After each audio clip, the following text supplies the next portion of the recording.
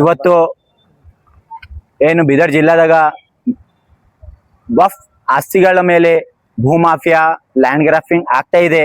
ಇದ್ರ ಬಗ್ಗೆ ನಾವು working journalist union social and welfare ವತಿಯಿಂದ ನಾವು ಮಾನ್ಯ ಜಿಲ್ಲಾಧಿಕಾರಿಗೆ ಭೇಟಿ ನೀಡಿ ಅವ್ರಿಗೆ ಒಂದು ಮನವಿ ಪತ್ರ ಮೆಮೊರಂಡಮ್ ಕೊಟ್ಟಿದ್ದೆವು. ಆದ್ರೂ ಕೂಡ ಇನ್ನೂವರೆಗೆ ಯಾವುದೇ ರೀತಿ ಅದ್ರ ಬಗ್ಗೆ ತನಿಖೆ ಆಗಿಲ್ಲ.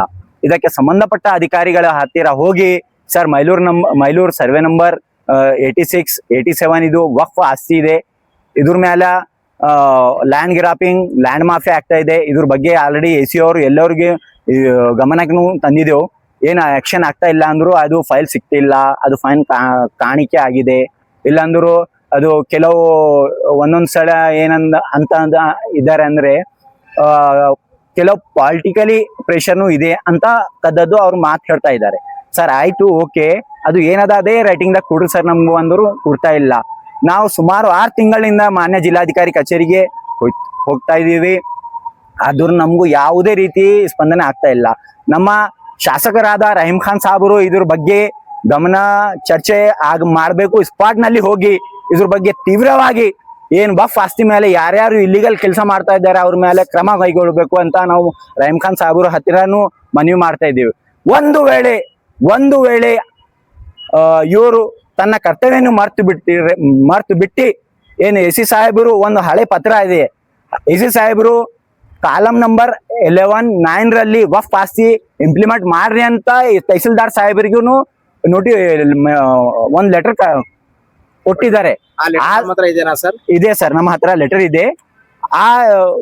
ಮಾಡಿಲ್ಲ ಇನ್ನುವರೆಗೆ. ಒಂದು ವೇಳೆ ಇವರು ಮಾಡಿಲ್ಲ ಅಂದ್ರೆ ನಾವು ಮುಂದೆ ಬರುವ ದಿನಗಳಲ್ಲಿ ಮಾನ್ಯ ತಹಸೀಲ್ದಾರ್ ಕಾರ್ಯಾಲಯ ಮುಂದುಗಡೆ ಒಂದು ದಿನ ಸಾಂಕೇತಿಕ ಧರಣ ಮಾಡಿ ನಾವು ನಮ್ಮ ಮನವಿಯನ್ನು ಕರ್ನಾಟಕ ಸರ್ಕಾರದ ಮುಖ್ಯಮಂತ್ರಿಗಳಿಗೆ, ಇದಕ್ಕೆ ಸಂಬಂಧಪಟ್ಟ ಏನು ಮುಖ್ಯಮಂತ್ರಿಗಳಿದ್ದಾರೆ ಅವರಿಗೆ ನಮ್ಮ ಮನವಿಯನ್ನು ಸಲ್ಲಿಸುವ ಕೆಲಸ ನಾವು ಮಾಡ್ತೀವಿ.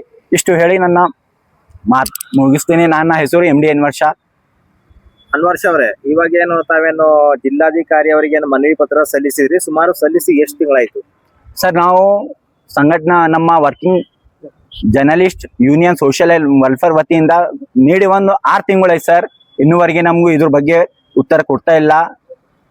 ಒಂದ್ ವೇಳೆ ನಿಮ್ಗೆ ಉತ್ತರ ಕೊಡುವಂತ ಸಮಯದಲ್ಲಿ ಯಾವತ್ತಾದ್ರೂ ಮತ್ತೆ ರಿಟರ್ನ್ ಪುನಃ ಆಗಿ ತಾವು ಏನು ಬೀದರ್ ಜಿಲ್ಲಾಧಿಕಾರಿ ಅವರಿದ್ದಾರೆ ಅವ್ರಿಗೆ ಮತ್ತೆ ಭೇಟಿ ಮಾಡೋದ್ರ ಬಗ್ಗೆ ಚರ್ಚೆ ಮಾಡಿದಾರಾ, ಅವ್ರಿಗೆ ಗಮನಕ್ಕೆ ತಂದಿದ್ದೀರಾ? ಸರ್, ನಾವು ನಮ್ಮ ಸಂಘಟನಾ ಕೆಲವು ಮುಖಂಡರಿಗೆ ತಗೊಂಡು ಹೋಗಿ ADC ಸಾಹೇಬರಿಗೆ ಭೇಟಿ ಮಾಡಿದೆವು, ಅವ್ರಿಗೆ ಚರ್ಚೆ ಮಾಡಿದೆವು. ಅವ್ರು ಅವಾಗೆ ಸಡನ್ಲಿ ಅವಾಗೆ ವಫ್ ಆಫೀಸರ್ ಏನು ಇದಾರಲ್ಲ ಸರ್, ಅವ್ನಿಗೆ ಫೋನ್ ಮಾಡಿ ಇದು ಗೆಜೆಟ್ ನಲ್ಲಿ ಇದೆ ಅಥವಾ ಇಲ್ಲ ಅಂತಕ್ಕದ್ದು ಅವರು ಕೇಳಿದ್ದಾರೆ. ಕೇಳಿ ನಂತರ ವಫ್ ಆಫೀಸರ್ ಅಂದರೆ ಸರ್ವೆ ನಂಬರ್ 86 ಮತ್ತು 87 ಗೆಜೆಟ್ ನಲ್ಲಿ ಇದೆ ಸರ್, ಯಾರು ಕಂಪ್ಲೇಂಟ್ ಕೊಟ್ಟಿದ್ದಾರೆ, ಇದು ಕಂಪ್ಲೇಂಟ್ ರಿಯಾಲಿಟಿ ಇದೆ ಅಂತ ಅವರು ಹೇಳಿದ್ದಾರೆ. ಮತ್ತು ಆಶ್ವಾಸನೆ ನಮ್ಮ ADC ಸಾಹೇಬ್ರು ಕೊಟ್ಟಿದ್ದಾರೆ, ಇದ್ರ ಬಗ್ಗೆ ಚರ್ಚೆ ಮಾಡ್ತೀವಿ, ಕ್ರಮ ವಹಿಸ್ತೀವಿ ಅಂತ. ಇನ್ನೂವರೆಗೆ ಮಾಡಿಲ್ಲ.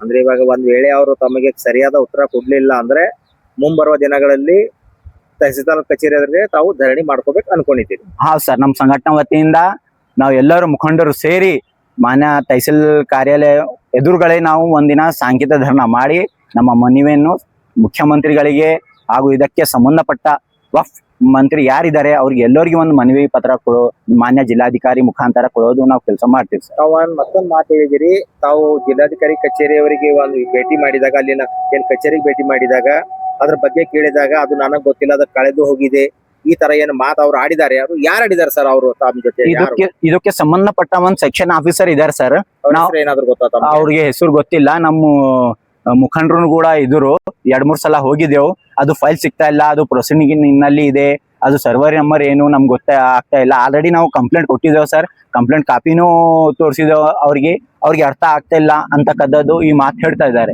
ಇದು ನಮ್ಗೆ ಒಂದು ಚೀಮಾರಿ ಹಾಕುವ ಕೆಲಸ ಇದೆ ಸರ್. ಅವ್ರ ಆಫೀಸರ್ ಅವ್ರ ಹೆಸರು ಏನಾದ್ರು ತಮಗೆ ಗಮನಕ್ಕಿದೆಯಾ? ಅವ್ರ ಹೆಸರು ಯಾವ ತರ ಅಂತ ಗೊತ್ತಾಗಬೇಕಲ್ಲ, ಯಾರು ಹೇಳಿದ್ದಾರೆ ಈ ತರ?